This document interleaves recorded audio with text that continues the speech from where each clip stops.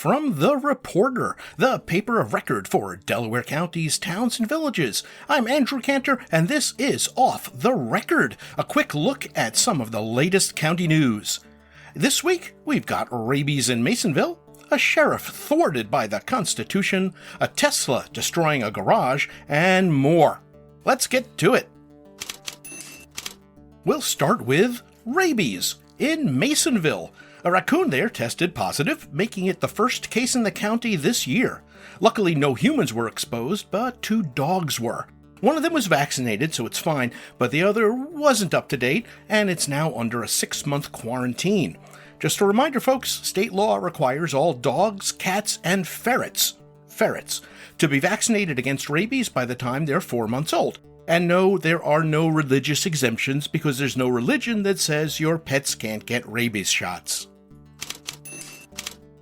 Delaware County Sheriff Craig Dumond is annoyed that a new state law might prevent him and his deputies from making up excuses to pull people over, search their vehicles, and make them take breathalyzer tests, hoping to find evidence of some other crime. It is tough living in a free country, Craig. Apparently, police have been looking at minor infractions like, a license plate light that's too dim, so they can pull people over. They call it a pretext traffic stop.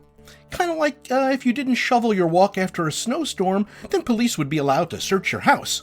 But a new proposed state law would actually prohibit police from doing that.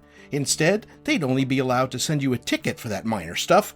Otherwise, they'd need that pesky probable cause to pull you over. Sorry, Craig. A Tesla car in Delhi apparently caught fire when its battery failed. They call it thermal runaway because that sounds cooler than battery exploded.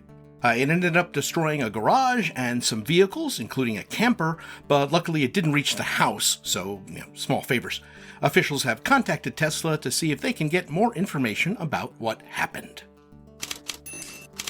If you're into water sports, including fishing, there might be some bad news for you.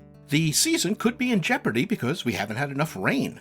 A bunch of experts came to Hancock to talk about reservoir water levels, and the news ain't good. Reservoirs across the Delaware system are well below normal for this time of year. The hope is to reach the 100% level by June 1st. It's usually there already, but this year it's only at about 90%.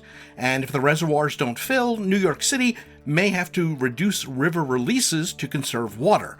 That means less flow, warmer streams, and stress on fish. And that isn't good news for people who like to fish or the businesses that depend on them, and river recreation in general. So here's hoping for some more April showers. There's a group of Harpersfield residents that's calling, for a whole new approach to town government, one where the decisions aren't made by the town board or a planning board, but by everyone, like town-wide votes on everything. It's not clear if they describe it that way, but that's kind of the pitch they're making. They want more public votes and less representative democracy. And what sparked this philosophical rebellion? A cell phone tower. The town board approved a right-of-way so NYSEG could run power to a new Verizon tower. And that's when the concerned citizens, that's their name, they got concerned. They filed paperwork asking for a town-wide vote on the decision instead, but the petition got challenged over some missing or invalid signatures, and now all that's in court. But forgetting the paperwork, there's the deeper issue. These concerned citizens say they're tired of decisions being made without direct input from the community. They want more transparency and more say, like when it comes to changes that affect the whole town. So it kind of started as a fight about where to put a cell tower, but now it's a lot bigger. It's really a debate about how local government should work and, who gets the vote. If you haven't paid your taxes in Walton, the hammer is coming down. Trustees there voted to begin the foreclosure process on properties with unpaid taxes, and that includes adding outstanding water and sewer bills onto those tax bills.